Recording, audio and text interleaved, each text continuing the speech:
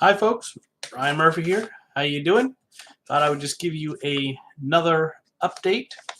So the 2-year-old expired can kit from Austin Home Brew, they have refunded me the money. They have not asked for it back, which makes sense because what are they going to do with it? I just sent them a picture of the expiration date. They had offered to send me a different kit that I just would have to have picked one that they had in stock because they were on back order with the ones that I had. And only the other kit that I really wanted was also out of stock, so I just told them go ahead and refund my money. I'll see if I can find that elsewhere because I'm a fan of the Cooper's Mexican Cerveza. Honestly, it's probably one of the few pre-hop kits that I actually have really enjoyed. Um, anyway, so got the money back. Can't say I've really had any homebrew retail or online retailer ever not help me out when I've had a problem. So that's good to know that this is their customer service as well. Um, Very good customer service. I do recommend buying things through them. Um, I don't remember if I really talked too much about this pale ale that I got from them. So I thought maybe I'd go once over through that because it's brew day. Gonna brew some beer today. Oh, my watch thought I was talking to it. Okay. So sorry. So this thing has this kit recipe has 10.5 pounds of 2-row, 1 pound of Crystal 40. When I was looking through the instructions of mashing, it doesn't give me a mash temperature, so I'll probably do 152. That's a little frustrating because I don't know that I've ever had one of their actual recipes, to be honest. I think I've ever bought Cooper's kits through them, which has only been once or twice. Yeah, just mash it in the hot water. Well, what's the hot water? Oh, it does say. I'm a liar. They need to just. All right, Austin Homebrew.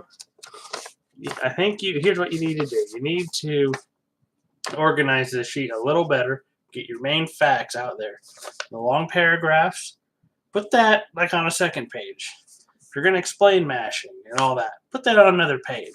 Like, if you need to know how to mash, go to this page. Because there's folks like me who know how to brew, but, we're just having a hard time finding all the facts right away. So, it's all right. You got it here.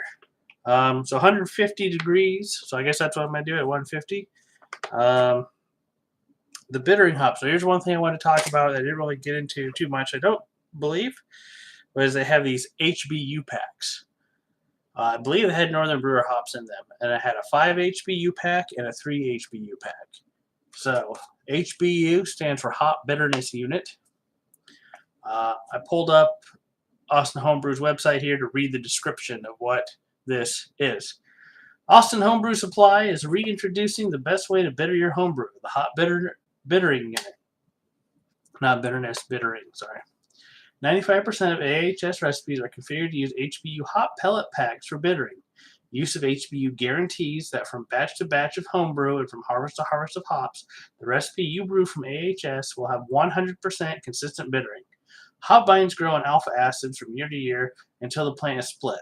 That means over a year, a hop like sad, which is normally 3 to 4% alpha acid, might grow to 5 or 7% before the plant is split and the AA reduces back to normal range.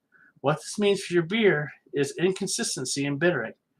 AHS is removing the uncertainty / need to manually calculate IBUs with each batch, so that you can brew with confidence and certainty that the beer you made 1 year ago is the same beer you're brewing now. So it's just a consistency thing, I guess. So, like I said, there's a 5 IBU pack and a 3 HBU pack and a 3 HBU pack. So that'll go in at 60 minutes for bittering. 3/4 of an ounce of cluster hops. I like cluster hops. Someday I want to do a cluster smash just to really see what that hop is. But 3/4 of an ounce of cluster at 15, and the remaining 1/4 of an ounce at 5 minutes. I did buy a new scale Thursday night. So they'll help. Actually, it's a lot more accurate than the one I've had to use for hops up here. I know it's actually right there. Can't really see it all that well. That's all right. It goes down to like 0.005 of ounce graduations, or I think that's what you call it. So I should be able to get a lot more accurate than that one, where it would go from like 0.49 ounces to 0.52 or something. So it's usually kind of a guess on whether I've had a half ounce or something. Not really enough to make any difference, but I like to be a little more accurate. Also, I know these hot packs don't always contain an ounce. They generally contain a little more. I'm not going to waste, recipe may say an ounce of hops. If that thing has a little more than an ounce, guess what? It's getting a little more than an ounce. I hate wasting hops. It drives me crazy, especially when you get recipes that are like, they have, put 3/4 of an ounce of hops in for bittering. And then they never use the remaining quarter. I hate that. I'll do it. I'll follow it, but I hate it. So anyway, I went on a rant there. Today is brew day. Going to be brewing the Budget Pale Ale from Austin Home Brew. Should be a good time. We'll see how it ends up. Oh, and I'm using USO5 yeast because I kind of cheaped out there. And it's winter, and I'm kind of afraid of what to do with liquid yeast in the winter. But it's